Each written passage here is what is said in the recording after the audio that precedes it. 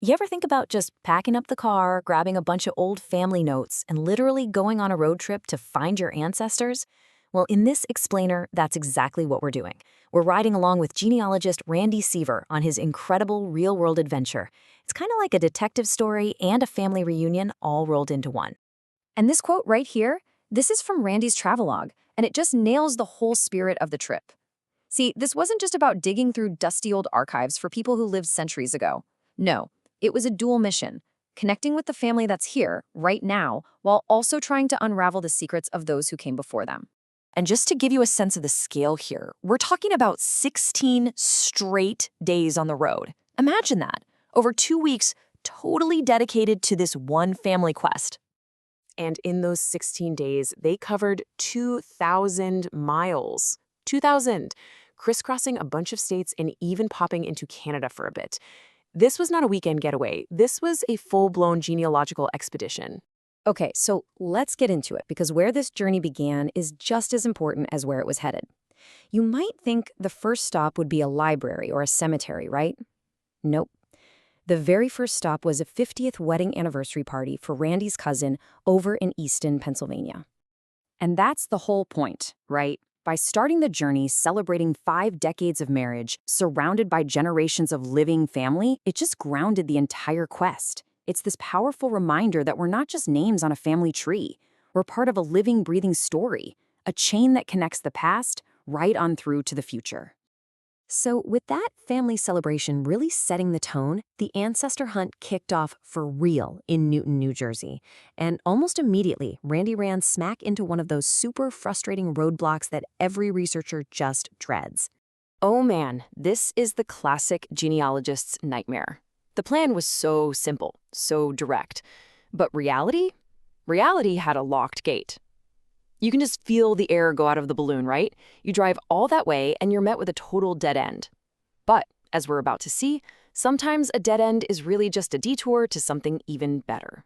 Because that disappointment at the cemetery, it actually forced a change of plans that led to a massive win.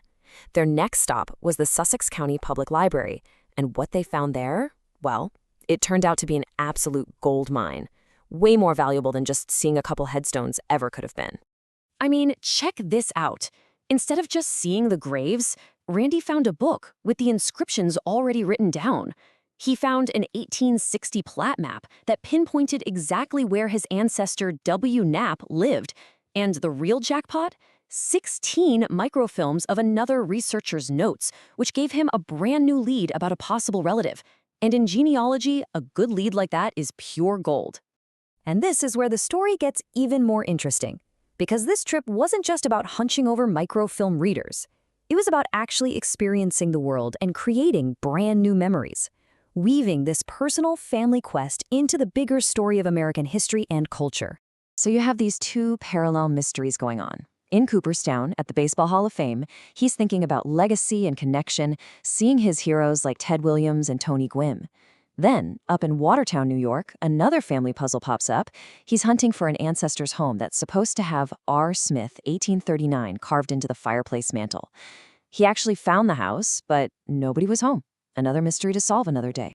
And then there was this, the just awe-inspiring power of Niagara Falls. Taking a boat ride right into the mist, feeling the roar of the water. This wasn't about finding an ancestor. This was about creating a powerful, new memory that would become part of their own family story for generations to come. All right, so after the wonders of nature, it was time to get back to work and dive back into the records. The next leg of the trip took them deep into the archives of Pennsylvania and Maryland, and this part really shows you the hands-on, nitty-gritty work of a dedicated family historian. So this is a fantastic peek into the genealogist's toolkit. Over in Mercer County, Pennsylvania, Randy used old plat maps to find the original Carringer family homestead. He combed through notebooks filled with newspaper obituaries looking for life stories.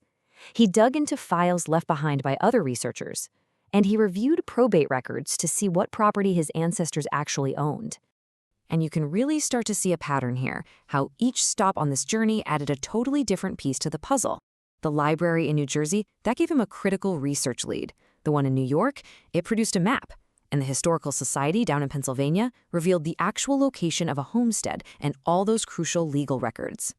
Now, the final research stop in Maryland delivered a totally different kind of breakthrough. It wasn't about finding a new document, it was about a new perspective. Randy had this aha moment where he realized that an ancestor who lived in Washington, D.C. might have records in Maryland because Georgetown used to be part of Prince George's County.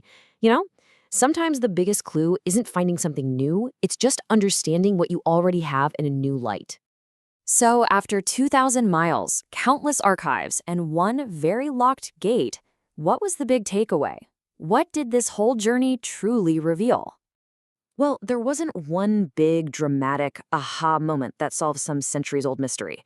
But you know what? That was never really the point. Success here was measured in the rich collection of clues, all the photocopies, and the new leads that are going to fuel research for years to come. The real treasure was the journey itself, and the deeper connection it built between the past and the present. And Randy's own words here just sum it all up perfectly. The search is never really over. That locked gate, that hidden fireplace carving, those aren't failures. They're invitations. They're the mysteries just waiting for the next trip, the next archive, the next adventure.